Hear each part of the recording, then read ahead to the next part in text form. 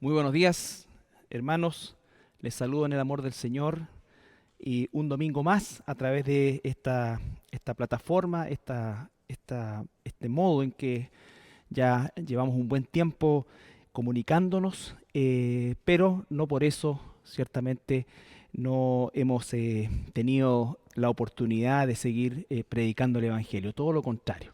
Hemos continuado con nuestro programa especialmente en relación a lo que ha sido el día miércoles, el día jueves y todos los otros ministerios también funcionando. Así es que le damos gracias al Señor por esta instancia que por supuesto no reemplaza al hecho de que estemos juntos, al hecho de que podamos abrazarnos, pero es también una oportunidad para que nosotros podamos poner a prueba nuestra fe, nuestra fidelidad y continuemos con el mismo ahínco como si estuviésemos reuniéndonos de forma presencial. El día de hoy, hermanos, vamos a continuar con el estudio de la primera carta del apóstol Pablo a Timoteo. Vamos a revisar específicamente el día de hoy el capítulo 1, versículo 15 al 17. Y vamos a dar lectura tomando desde el versículo 12, que trató nuestro pastor Tadeo, 12, 13 y 14 la semana pasada, para seguir el hilo con los 3 versículos que vamos a revisar el día de hoy. Dice así la palabra del Señor. Primera Timoteo capítulo 1 versículo 12. Doy gracias al que me fortaleció, a Cristo Jesús nuestro Señor, porque me tuvo por fiel poniéndome en el ministerio. Habiendo yo sido antes blasfemo, perseguidor e injuriador, más fui recibido a misericordia porque lo hice por ignorancia en incredulidad. Pero la gracia de nuestro Señor fue más abundante con la fe y el amor que es en Cristo Jesús. Palabra fiel y digna de ser recibida por todos, que Cristo Jesús vino al mundo para salvar a los pecadores, de los cuales yo soy el primero. Pero por esto fui recibido a misericordia, para que Jesucristo mostrase en mí, el primero, toda su clemencia, para ejemplo de los que habrían de creer en Él para vida eterna. Por tanto, al Rey de los siglos, inmortal, invisible, al único y sabio Dios, sea honor y gloria por los siglos de los siglos. Amén. Padre, te doy gracias esta mañana por la oportunidad de compartir este mensaje, esta palabra tuya, Señor, en esta hermosa carta del apóstol Pablo a Timoteo, y te pido que podamos aprender de ella conforme a lo que tú has preparado para nosotros. En el nombre de Jesús. Amén. Bueno, decía que debemos tomar desde el versículo 12, porque lo que trató nuestro pastor la semana anterior, por supuesto que está en directa relación con los 3 versículos 15, 16 y 17 que vamos a revisar el día de hoy. Pablo recordaba su pasado, ¿no es cierto?, dando gracias a Dios, hablando desde dónde Él lo sacó, y fíjese que nombra 3 palabras, 3 características espantosas: blasfemo, perseguidor, injuriador. Él creía que estaba rindiendo un servicio a Dios, pero hasta que no se encontró con Dios, con nuestro Señor Jesucristo, obviamente no sabía que lo que estaba haciendo en verdad era atacar exactamente a Dios. Ahora, él habla en el versículo 14, ¿no es cierto?, pero la gracia de nuestro Señor. Entonces, la gracia de nuestro Señor fue la que se manifestó a él, se manifestó en Pablo, y Pablo dice que él ciertamente responde, como lo vamos a ver, de una manera llena de gratitud, pero nunca desconociendo, por así decir, de dónde Dios lo sacó. ¿Ya? ¿De dónde Dios lo sacó? Entonces dice el versículo 14, pero la gracia de nuestro Señor fue más abundante con la fe y el amor que es en Cristo Jesús. La gracia de Dios. Recuerde ese concepto, la gracia de Dios. La salvación no es por mérito, jamás. No existe nadie que tenga un mérito, siquiera uno, para poder impresionar a Dios o para pensar que Dios pudiese fijarse en eso. La gracia es algo que nunca terminaremos nosotros de comprender, de profundizar, porque es infinita. Porque la gracia que es en Cristo Jesús es algo que nosotros nombramos, algo que sabemos, pero algo que no logramos conocer en su profundidad, y seguramente nunca lograremos conocer en su profundidad, porque pertenece a Dios mismo y Dios es infinito. Ahora, el apóstol continúa en esta misma línea después de haber recordado su condición y haber expresado la gracia, la gratitud a esa gracia de Dios que se manifestó en él, no solamente salvándolo, sino que también transformándolo y usándolo. Fíjese los niveles de la gracia, no solamente lo salvó, sino que también lo transformó y también lo usó. ¿No es cierto? Y nuestro pastor hacía énfasis en el hecho de que el apóstol Pablo se convirtió realmente en el heraldo más importante en el Nuevo Testamento de nuestro Dios y del Evangelio. Y eso es importantísimo de entender porque ciertamente Dios tiene para cada uno de nosotros una misión, un plan. A todos los que nos ha salvado, ¿no es cierto? Nos ha salvado con un plan, con un propósito. Tenemos un propósito común, la gloria de Dios, pero a la vez cada uno de nosotros tiene un plan de parte de Dios particular para un beneficio corporativo para cumplir juntos ese propósito de glorificar a Dios. En el caso del apóstol Pablo, ¿no es cierto? Lo puso como apóstol, lo puso como predicador y eso significó que Pablo dedicó toda su vida a partir de ese momento a desarrollar ese propósito, a perfeccionar ese propósito y a dejarse usar por el Espíritu Santo, con todo lo que eso significó. Ahora en el versículo 15 el apóstol dice, palabra fiel y digna de ser recibida por todos. Entonces lo primero que comienza a decir es que lo que está diciendo es palabra de Dios, por lo tanto, por cierto, y es fiel y digna de ser recibida. ¿No es cierto? Y lo primero que nosotros vamos a tratar aquí, ¿no es cierto?, es con un poco el título del sermón, que es palabra fiel. Y vamos a desarrollar un poco este tema en relación a lo que significa que la palabra de Dios sea fiel y digna. Y al contrario, lo que significa cuando la palabra no se recibe de manera digna, sino que por el contrario se le rechaza. Lo primero que es fiel y digna porque es palabra de Dios. Recuerden Juan 17:17, no lo vamos a buscar, pero en la oración sacerdotal de Jesucristo dice, santifícalos en tu verdad, tu palabra es la verdad. Tu palabra es la verdad, ¿no es cierto? Entonces, la palabra fiel y digna es así o tiene esta característica absoluta porque es palabra de Dios. Es palabra de Dios.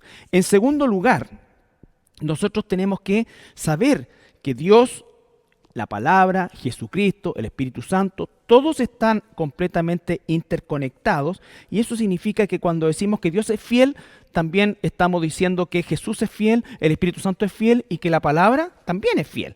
Vamos a ir a Deuteronomio capítulo 7, versículo 9.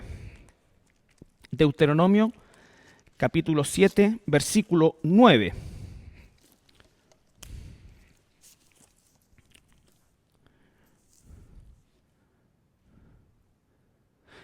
Conoce pues que Jehová tu Dios es Dios, Dios fiel que guarda el pacto y la misericordia de los que le aman y guardan sus mandamientos hasta 1000 generaciones. Conoce pues que Jehová tu Dios es Dios, Dios fiel que guarda el pacto y la misericordia a los que le aman y guardan sus mandamientos hasta 1000 generaciones. Dios es Dios y Dios fiel, que guarda su palabra, que guarda su pacto, que su palabra es verdad, que es digna, ¿no es cierto?, y fiel, o fiel y digna, como están acá. 1 Corintios, capítulo 1, para que veamos la continuidad de pensamiento en el Nuevo Testamento. 1 Corintios, capítulo 1, versículo 4 al 9. Fíjese lo que dice el apóstol. Gracias doy a mi Dios siempre por vosotros, por la gracia de Dios que os fue dada en Cristo Jesús. Misma idea que lo que está expresando en Timoteo. Porque en todas las cosas fuisteis enriquecidos en él, en toda palabra y en toda ciencia. En toda palabra y en toda ciencia. Entonces el versículo 9 ahora dice, fiel es Dios, por el cual fuisteis llamados a la comunión con su Hijo Jesucristo nuestro Señor. Palabra, fiel es Dios, Dios es fiel, palabra fiel y digna, tienen la misma connotación la misma categoría. Nosotros no estamos estudiando solamente un libro, estamos aprendiendo y siendo transformados por la palabra de Dios. ¿No es cierto? Por eso es que es fiel y digna de ser recibido por todos, de ser recibida por todos. Desgraciadamente, no todos la reciben. Pero la dignidad de la palabra viene de quien la dice, quien la ha transmitido. Y sabemos que esta no es palabra de Pablo, esta es palabra de Dios. Pablo es un vehículo, es un instrumento, inspirado por el Espíritu Santo para escribir esto. 1 Tesalonicenses 5:24. 1 Tesalonicenses 5:24.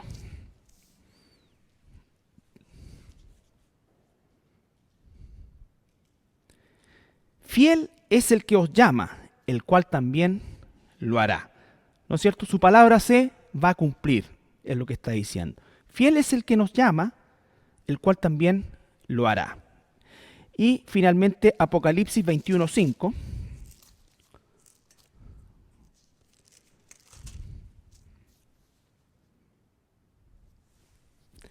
Vamos al final de la Biblia.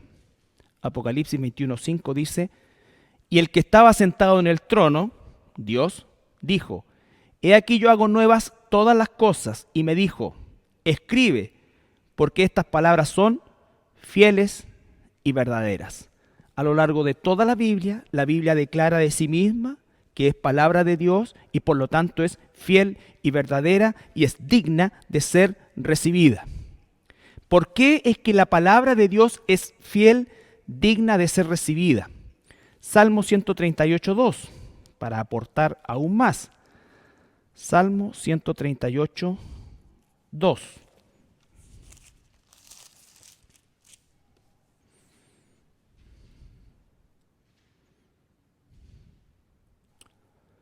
David escribe este salmo, Salmo 138:2, dice: me postraré hacia tu santo templo y alabaré tu nombre por toda tu misericordia y tu fidelidad. Mismas palabras, misericordia y fidelidad.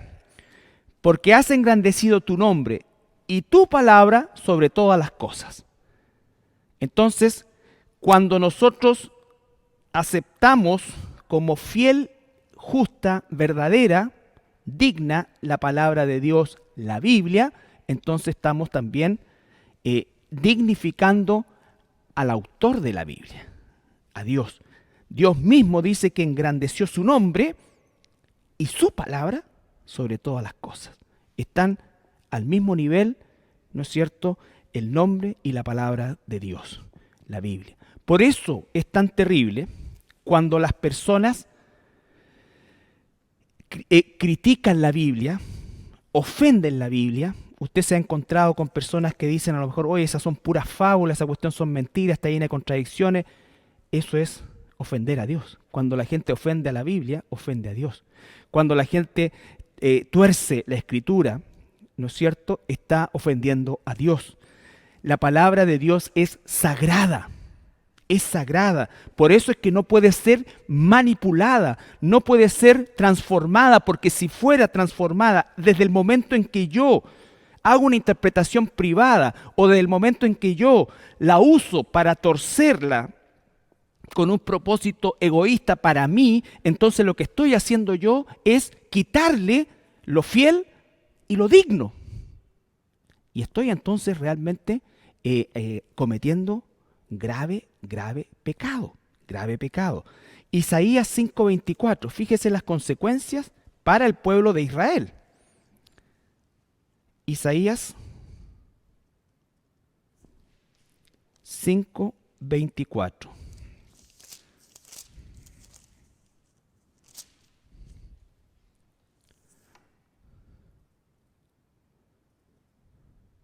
Isaías 5:24. Por tanto, como la lengua del fuego consume el rastrojo y la llama devora la paja, así será su raíz como podredumbre, y su flor se desvanecerá como polvo, porque desecharon la ley de Jehová de los ejércitos y abominaron la palabra del Santo de Israel. Todas estas consecuencias, por ejemplo, ahí mismo en el capítulo 5 de Isaías, ya que están ahí, versículo 21, ay de los sabios en sus propios ojos y los que son prudentes delante de sí mismo.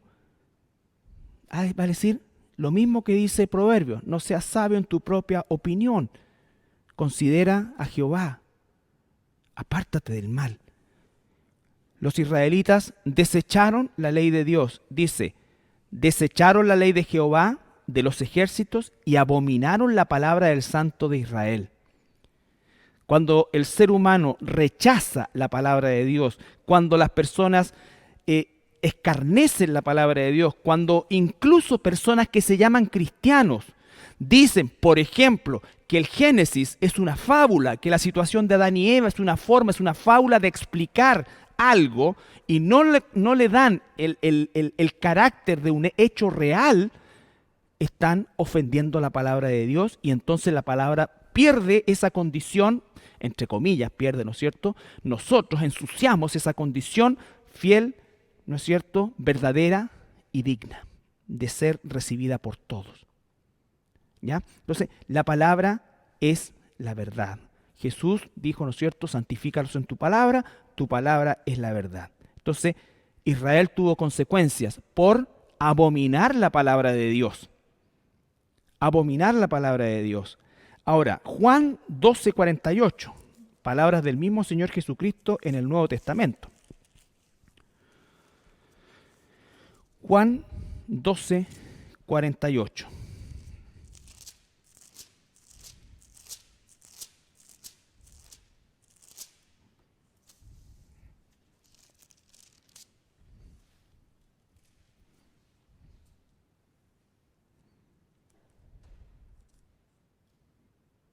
Desde el versículo 47. Juan 12:47 al 50. Al que oye mis palabras y no las guarda, yo no le juzgo, porque no he venido a juzgar al mundo, sino a salvar al mundo. El que me rechaza y no recibe mis palabras, tiene quien le juzgue. La palabra que he hablado, ella le juzgará en el día postrero. Porque yo no he hablado por mi propia cuenta, el Padre que me envió, Él me dio mandamiento de lo que he de decir y de lo que he de hablar. Y sé que su mandamiento es vida eterna. Así pues, lo que yo hablo, lo hablo como el Padre me lo ha dicho. Hago énfasis, versículo 48. El que me rechaza y no recibe mis palabras, tiene quien le juzgue. La palabra que he hablado, ella le juzgará en el día postrero. Todos aquellos que han rechazado a Jesús han rechazado la Biblia. Por eso es que es imposible salvarse o tener salvación si yo digo que creo en Jesús pero no creo en la Biblia. ¿Han escuchado personas que dicen eso, no es cierto? No, yo creo en Jesús pero no creo en la Biblia. Entonces, son estas dicotomías que solamente existen en la mente caída y pecaminosa de aquellos que no han nacido de nuevo. De aquellos que no han nacido de nuevo. Entonces, la importancia de la palabra de Dios, la importancia que nosotros como cristianos seamos garantes de esta verdad desde el punto de vista de seguir la huella y seguir el camino y seguir el tramo que nos corresponde en este tiempo de todos aquellos que fueron capaces de dar su vida porque la palabra de Dios continuara siendo predicada tal como es, sin ningún tipo de manipulación. Sin ningún tipo de manipulación. Esto es fundamental, hermanos. Palabra fiel, volvemos a 1 Timoteo capítulo 1, versículo 15. Palabra fiel y digna de ser recibida por todos. No todos la reciben. Y aquellos que no la reciben, la misma palabra de Dios los condenará en el día del juicio. No puedo separar a Dios, Cristo, Dios Padre, Dios Hijo, Dios Espíritu Santo, de la palabra de Dios. De la palabra de Dios. Tu nombre y tu palabra, más alto que todo. Más alto que todo. Ahora, en términos puntuales de este versículo 15, ¿A qué palabra fiel y digna de ser recibida por todos va a hacer alusión el apóstol Pablo? ¿Ya? Vemos aquí que dice que Cristo Jesús vino al mundo para salvar a los pecadores, de los cuales yo soy el primero. Esa es una verdad, ese es el contenido de esta primera o de esta expresión que va relacionado con todo lo anterior que ha dicho el apóstol Pablo. Que Cristo Jesús vino al mundo para salvar a los pecadores, los cuales yo soy el primero. Esta expresión palabra fiel y digna, además, estaba y está solamente en las cartas que el apóstol escribió a Timoteo y a Tito, que se le llaman las cartas pastorales, ¿no es cierto? Y está, por ejemplo, en capítulo, ahí mismo en primera de Timoteo, el capítulo 3, versículo 1. 1 Timoteo capítulo 3, versículo 1, palabra fiel, si algún anhela obispado, buena obra desea, ¿no es cierto? Y va a dar a continuación todos los requisitos. En el 4.9, ahí mismo en 1 Timoteo, dice, palabra fiel es esta y digna de ser recibida por todos. Usa lo mismo, palabra fiel y digna. Y, si lo quiere anotar, 2 Timoteo 2.11 y Tito 3.8 usa esa misma expresión, palabra fiel y digna. Y algunos autores dicen que esta expresión la usaba el apóstol Pablo como una forma de ratificar una doctrina ampliamente conocida y ampliamente aceptada por la iglesia.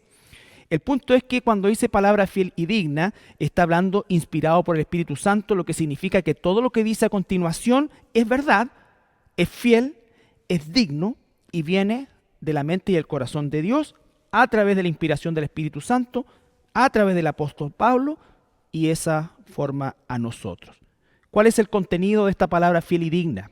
Específicamente, que Cristo, volvemos al capítulo 1, versículo 15, que Cristo Jesús vino al mundo para salvar a los pecadores, y el apóstol dice, de los cuales yo soy el primero. Entonces, lo que está hablando acá, o en esta frase, es un resumen del Evangelio. Cristo Jesús vino al mundo, ¿no es cierto? Recuerda en primera de Juan, aquella luz verdadera venía a este mundo. El mundo por él fue hecho, pero el mundo no le conoció. A los suyos vino, los suyos no le recibieron. Pero a todos los que le recibieron, a los que creen en su nombre, dice que les dio potestad de ser llamados hijos de Dios. Y si somos hijos de Dios es porque hemos sido salvados. Entonces, el propósito de la gracia de Dios, el propósito de la gracia de Dios, el contenido de esto es el propósito de la gracia de Dios por medio de nuestro Señor Jesucristo es salvar. ¿A quién? A los pecadores. A los pecadores. Dice Mateo capítulo 1, versículo 21, el propósito de la venida de Jesús. Mateo 1, 21.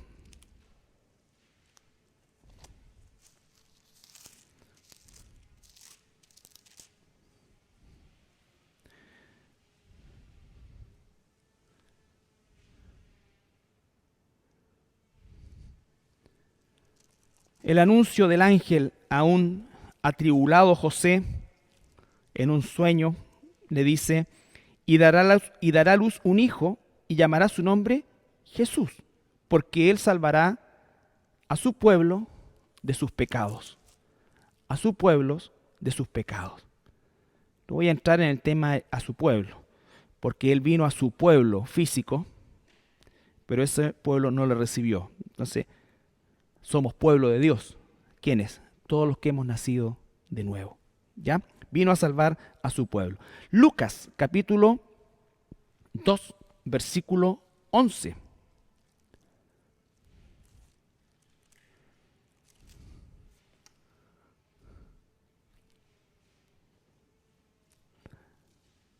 El anuncio de los ángeles a los pastores que se encontraban en el valle de los pastores cuidando los rebaños. Lucas 2.11 dice que os ha nacido hoy en la ciudad de David un Salvador que es Cristo el Señor. Entonces, el propósito, el contenido de esta palabra fiel y digna de ser recibida es que Jesús vino a este mundo. ¿A cuál mundo? A un mundo caído, a un mundo perdido, a un mundo, como dice primera de Juan, ¿no es cierto?, que está bajo el poder de las tinieblas, bajo el príncipe de las tinieblas, aquel príncipe de la potestad del aire, a un mundo totalmente ajeno y hostil a Dios. A ese mundo vino Dios, a ese mundo vino Jesús.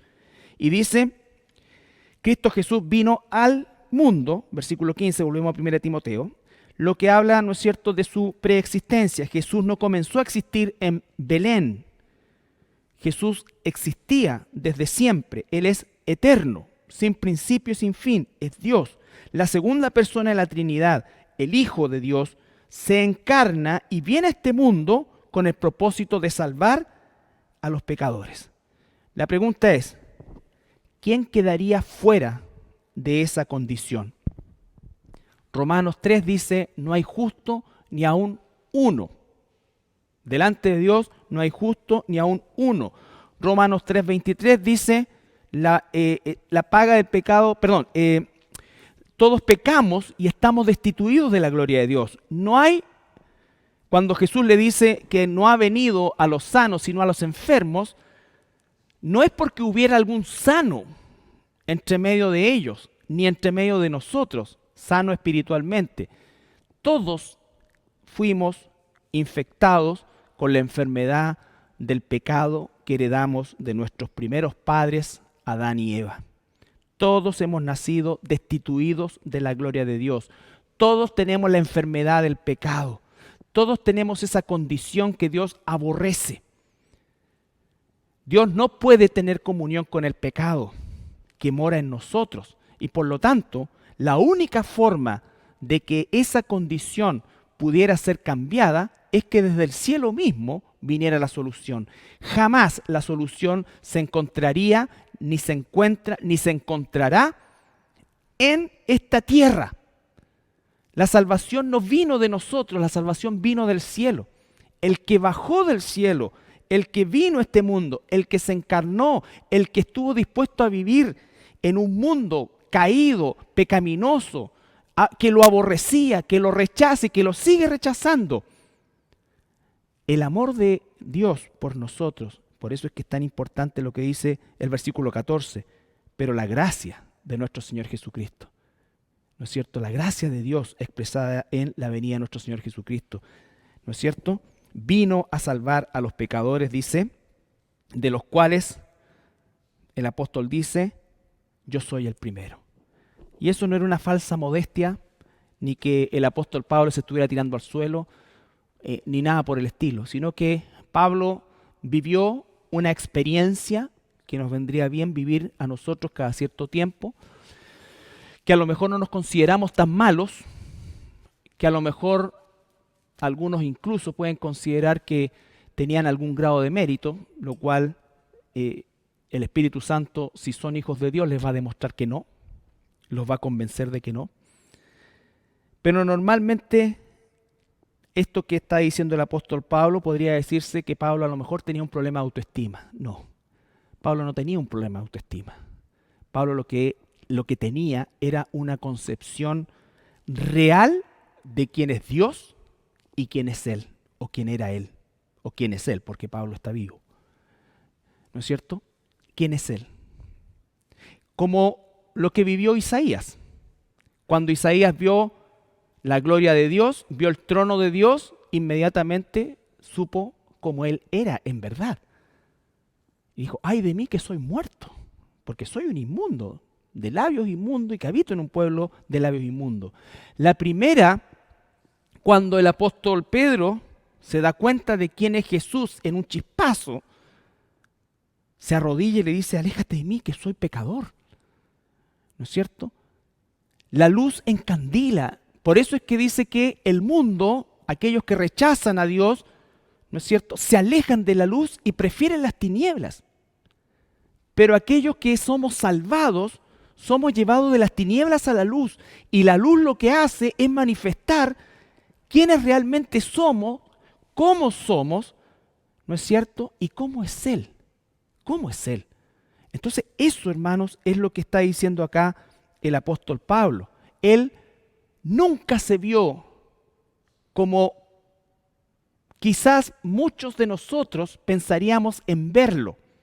Ciertamente, Él fue un siervo en su tránsito terrenal digno de ser imitado, y claro que sí, pero Él nunca permitió que su condición de apóstol, incluso su experiencia de haber ido al tercer cielo y haber recibido instrucciones en el trono mismo de Dios, ¿no es cierto?, jamás nublara su condición de pecador y de necesitado. ¿No es cierto? Él no dice de los cuales yo fui el primero, no, de los cuales yo soy tiempo presente. No se olvide que todos nosotros, los hijos de Dios, seguimos teniendo una naturaleza pecaminosa que hay que matar todos los días y a cada momento, con el poder del Espíritu Santo. ¿No es cierto? Por eso es que dice Romanos que nosotros, que somos libres de la esclavitud del pecado, ahora hemos sido libres para luchar contra ese pecado. Antes no podíamos, antes éramos esclavos del pecado. Por eso quien verdaderamente ha nacido de nuevo y entiende por la obra del Espíritu Santo en cada uno de nosotros, entiende el concepto de la gracia, jamás querrá pecar de forma deliberada. Jamás querrá pecar de forma deliberada. Y cada vez que el pecado o nuestra naturaleza carnal nos empuje al pecado y pequemos, nuestro corazón se va a doler. Vamos a buscar realmente en arrepentimiento ser restaurados por Dios. Él es fiel y justo para perdonar nuestros pecados. Pero mucha gente dice, es que ustedes con este tema de la gracia, entonces la cosa se trata de pecar, total Dios me va a perdonar. Nunca un cristiano verdadero pensaría así, que puede pecar todo lo que quiera, porque total después se tiene que arrepentir nomás y puede seguir pecando. No, porque es todo lo contrario. Es todo lo contrario. Aún ese pecado que quizás hace un par de años atrás resultaba algo mínimo, y hoy día eso algo mínimo produce el mismo dolor que aquello de lo cual Dios mismo nos sacó. Por eso es que aquel que fue un homicida en lo físico, si se ha convertido verdaderamente al Señor, luego va a sentir el mismo peso con el solo hecho de pensar hacerle mal a alguien. Eso es lo que hace el Espíritu Santo. Sube el estándar de nuestra concepción espiritual de las cosas. Y sube el estándar en cuanto a lo que es la lucha contra el pecado. Los fariseos decían, nosotros no hemos hecho nada malo. Jesús les dice, no. Esto va a la raíz. Si tú piensas en otra mujer que no sea tu esposa, tú estás adulterando. Si tú piensas en hacer daño a otra persona, tú estás asesinando. Eso es lo que hace el Espíritu Santo. Eso es lo que nos va transformando el Espíritu Santo. Porque la transformación del Espíritu Santo no es una cosa externa. Es una cosa interna que se manifiesta en lo externo. Entonces, Cristo Jesús vino al mundo para salvar a los pecadores, los cuales yo soy el primero. Fíjese, 1 Corintios 15:9, el apóstol Pablo.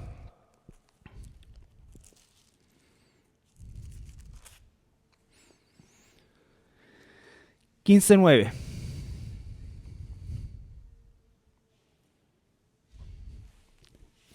Él está contando su conversión, está contando cómo es que el Señor lo llamó. Versículo 8. Y al último de todos, 15:8. Como a un abortivo me apareció a mí, porque soy el más pequeño de los apóstoles, que no soy digno de ser llamado apóstol porque perseguía a la iglesia de Dios. ¿No es cierto? Efesios 3:8.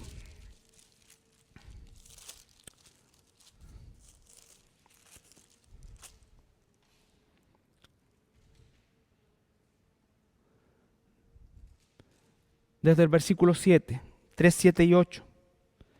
Del cual yo fui hecho ministro por el don de la gracia de Dios que me ha sido dada según la operación de su poder. A mí, que soy menos que el más pequeño de todos los santos, me fue dada esta gracia de anunciar entre los gentiles el evangelio de las inescrutables riquezas de Cristo. Muy similar a lo que dice 1 Corintios 1, 12, 13, 14, 15, ¿no es cierto? Que está hablando de eso. Entonces, volvemos a Timoteo. Pablo dice, palabra fiel y digna de ser recibida. Versículo 15, por todos que Cristo Jesús vino al mundo para salvar a los pecadores, los cuales yo soy el primero. Así es como Pablo se veía. Pablo no dice, ¿no es cierto? Menos mal que el Señor se dio cuenta de mi condición, ¿no es cierto?, de fariseo, de conocedor de la ley, y que yo me merecía. No, él siempre se vio así. Él nunca olvidó su pasado. Su pasado de alguna manera le recordaba siempre la gracia de Dios. Y eso es lo que tiene que suceder en nosotros, porque a veces, tantos años en el cristianismo como hijos de Dios, a veces olvidamos que la gracia de Dios fue la que nos sacó de una condición tremenda, terrible, a los ojos de Dios, y que el Señor lo sigue haciendo con otras personas que están a nuestro alrededor. Nosotros no estamos hablando de ser beatos ni nada por el estilo. Estamos hablando de que somos pecadores salvados, que somos, como decía el pastor la semana pasada, ahora también, al igual que el apóstol Pablo, todos nosotros que éramos pecadores, que éramos contrarios a la voluntad de Dios, que también éramos blasfemos seguramente, que éramos injuriadores, ¿no es cierto? ¿Qué cosa éramos? Todo eso ahora el Señor nos ha transformado y nos envía como pecadores salvados ahora a hablarle a estos pecadores las inescrutables gracias del Evangelio de Cristo. Versículo 16. 1 Timoteo 1:16. Pero para esto, dice el apóstol, pero por esto fui recibido a misericordia, para que Jesucristo mostrase en mí, Él primero, toda su clemencia, para ejemplo de los que habrían de creer en Él, para vida eterna. Entonces, el apóstol dice que fue recibido a misericordia. Sigue la misma línea, gracia, misericordia, y agrega una palabra más, clemencia. La clemencia, la palabra es macrotumia, que significa una paciencia, detener el castigo, detener el castigo merecido, ¿no es cierto? Clemencia. Entonces él dice, yo fui recibido a misericordia para que Jesucristo mostrase en mí, él primero, toda su clemencia. Entonces dice que fuimos salvados y él fue salvado en primer lugar para mostrar cómo es que Jesucristo expresa misericordia y clemencia. En Efesios capítulo 2, versículo 7, a ver si este pasaje nos ayuda también. Efesios 2, 7. El mismo apóstol Pablo está hablando y todo el capítulo 2 habla de ser salvos por gracia.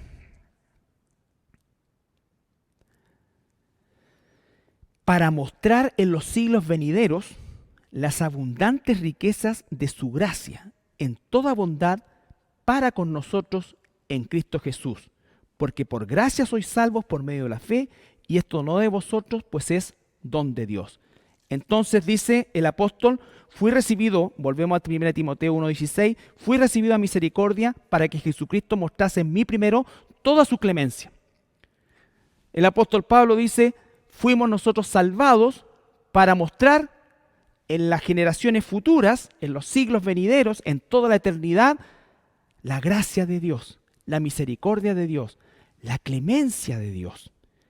Entonces, Dios nos salvó en primer lugar para su gloria. Para su gloria. ¿Cómo es que iba a manifestar su gloria? Mostrando misericordia y clemencia por aquellos que hemos sido salvados.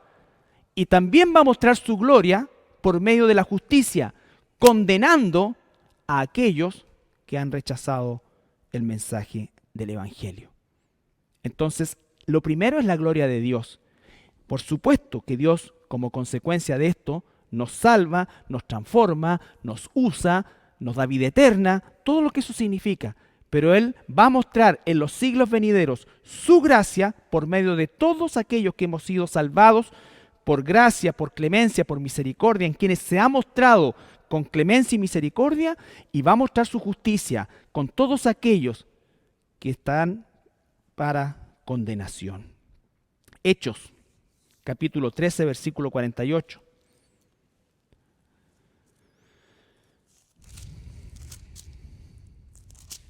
Trece, 48.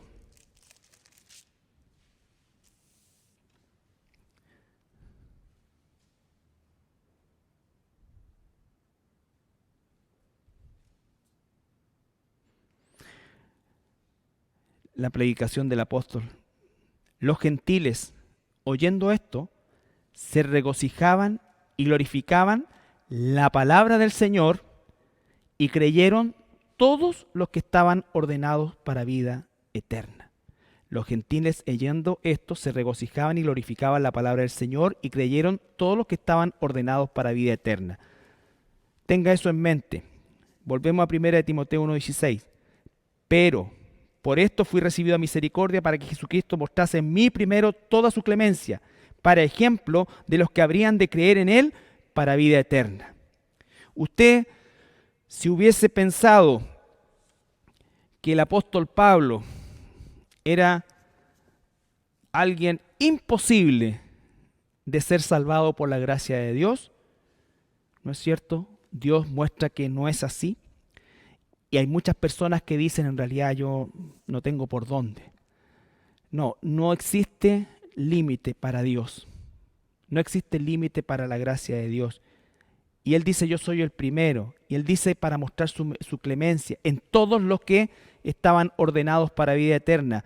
Él dice eso porque ciertamente Él era el epítome de lo anticristiano. Fíjese que más que los romanos propiamente tal, era este hombre. Dice que, en el libro de los Hechos, dice que él respiraba odio hacia la iglesia, a la persecución de cristianos. Imagínese usted el cambio tremendo en la vida de este hombre. Al punto, recuerden ustedes, cuando Dios le habla a Ananías en el capítulo 9 de Hechos, ¿qué es lo que le dice a Ananías? Señor, este hombre, he escuchado de él todos los males que ha hecho a tus santos y a tu iglesia. O sea, Pablo era un imposible para los hombres, pero no para Dios. Para Dios no hay imposible. Para Dios no hay imposible. Pablo dice, si, estoy parafraseando, ¿no es cierto? Si Dios me salvó a mí, puede salvar a cualquiera. Y uno muchas veces dice eso, ¿no es cierto? Si Dios me salvó a mí, puede salvar a cualquiera. Puede salvar a cualquiera. ¿Por qué? Porque es la gracia de Dios, es el poder de Dios, es la misericordia de Dios y también es la soberanía de Dios. La soberanía de Dios. ¿Ya? Entonces dice el versículo 17. Después de analizar la semana pasada con nuestro pastor Tadeo el versículo 12, 13 y 14, y analizar el día de hoy el 15 y 16, donde, si pudiéramos hacer un resumen, se habla de lo inmerecido que Pablo se sentía y se sabía, del honor que tuvo el Señor por ponerlo en el ministerio, de no olvidar de dónde lo sacó, de reconocer que solo la gracia de Dios hizo posible eso, de reconocer que la palabra de Dios es fiel y digna, de ser recibido por todos. Como dijimos, no todos la van a recibir, y aquellos que no la reciben serán condenados por la misma palabra. De esta palabra fiel y digna, que es que Cristo Jesús vino a salvarnos. A salvarnos. No hay otro Salvador. Jesús es el Salvador. Pablo usa acá Cristo Jesús. Cristo es su título como Mesías, su título divino como Rey, sacerdote, Mesías. Y Jesús es su nombre encarnado, que significa Jehová salva. Entonces, Él es la expresión máxima de la gracia y del amor de Dios. Pablo, viéndose a sí mismo como el mayor de los pecadores, no como una forma de tirarse al suelo ni hacerse la víctima, sino como una forma de reconocer la magnificencia de la gracia, la misericordia y la clemencia de Cristo, que lo puso a Él como de ejemplo también para todos aquellos que habríamos de ser salvados por esa misma misericordia. Todo esto produce en el corazón del apóstol, y espero también en el nuestro, algo que en teología se llama doxología, que es una alabanza, es un estallido del corazón de dar gracias a Dios. No como el fariseo ¿Recuerdan la imagen del fariseo con el publicano? El fariseo, ¿qué es lo que exclamaba? Señor, te doy gracias por lo bueno que soy, por lo maravilloso que soy, por todo eso. Y gracias por no ser como este otro.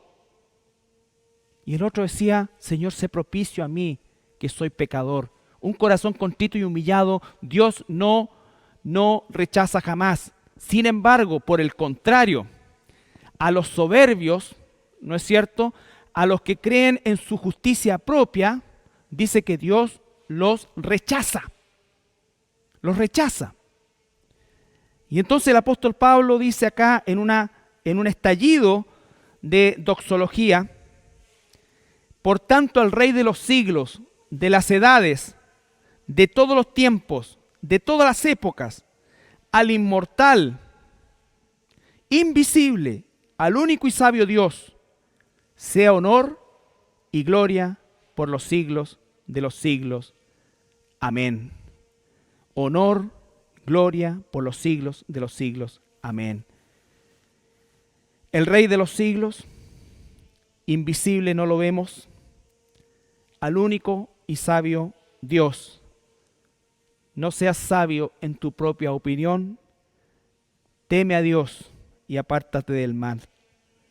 Honremos y glorifiquemos al Dios de los siglos con una vida transformada y una vida que sirva a nuestro Señor. Nosotros somos llamados a honrar y glorificar a Dios en primer lugar, dignificando su palabra. ¿Cómo dignificamos su palabra? Cuando Jesús dice, el que me ama va a obedecer lo que yo digo. Obedeceremos, seremos fieles a su palabra. Permitiremos que el Espíritu Santo transforme en nosotros toda la basura que se acumula y que sigue apareciendo mientras más nos acercamos a Él. Pero paradojalmente, mientras más basura vamos viendo, más libre vamos siendo.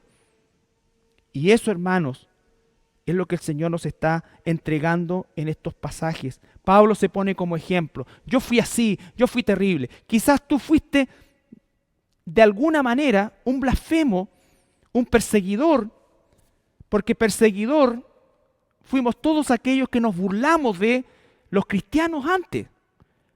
Yo me recuerdo en mi juventud, cuando alguien dice todo tiempo pasado fue mejor, la verdad que ese es un dicho que por lo menos para mí es una estupidez, porque no existe un tiempo pasado mejor. Antes de Cristo yo era digno de cualquier cosa, seguramente. Me reí muchas veces de aquella gente que, cristianos evangélicos. He contado algunas veces en mi testimonio también cómo yo me burlaba de ellos, ¿no es cierto? A los católicos siempre tuve bronca, a los curias, todo eso, yo no me burlaba de ellos. Pero a los evangélicos yo siempre me burlaba de ellos, ¿no es cierto? Era un perseguidor, era un blasfemo. Pensaba que ellos eran débiles porque tenían que creer en algo y no podía entender cómo podían ser tan cerrados de mente. Pero Dios tuvo misericordia, me llamó de un lugar, ¿no es cierto?, donde a lo mejor era muy respetable como persona, de una logia masónica, de un ambiente académico, de donde fuera. Pero Dios tuvo misericordia de mí y me mostró qué cosa, todo lo blasfemo, todo lo perseguidor, todo lo injuriador. Entonces, cuando tú te das cuenta de eso, te das cuenta de dónde te saca Dios, te das cuenta de todo lo que Dios hizo por ti, hizo por mí, te das cuenta de la transformación, del futuro glorioso que nos ha prometido, y lo que Él ha prometido es fiel y digno, y se va a cumplir. Si Él dice que nos va a llevar con Él al cielo, tendremos cuerpo glorificado, tendremos vida eterna, y nunca más el pecado tendrá parte en nosotros, claro que lo creo, y esa es mi esperanza. Y mientras tanto, mientras estamos en este tránsito terrenal, tenemos que dar nuestra vida. ¿Para qué?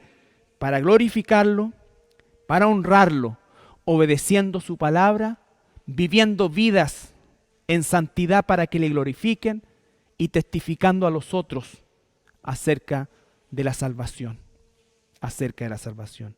Hermanos míos, que el Señor no solamente toque nuestros corazones, sino que remezca nuestro ser.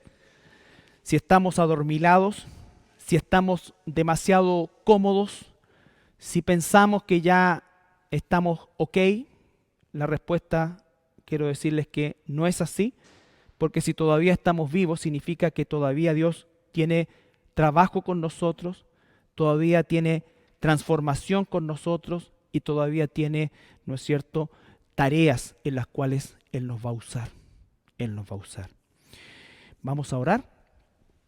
Padre, gracias te doy esta mañana por tu palabra y te pido, Señor, de todo corazón, que perdones mis pecados y perdones, Señor, todas mis iniquidades.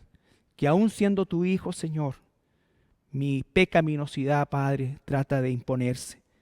Pero gracias sean dadas a ti que nos das la victoria por medio de nuestro Señor Jesucristo, Señor, y que cada día nuevas son tus misericordias, Señor, para con nosotros. Y por eso, Padre amado, te pido que todos mis hermanos, todos aquellos que nos ven, que nos escuchan, Señor, todos nosotros, Padre, podamos tomar este arado, Señor, del compromiso, de la fidelidad, para honrarte y glorificarte en medio de un mundo que te rechaza, te menosprecia, Señor, y te aborrece. Te agradezco, Señor, este tiempo y te pido todo esto en el nombre de Jesús. Amén.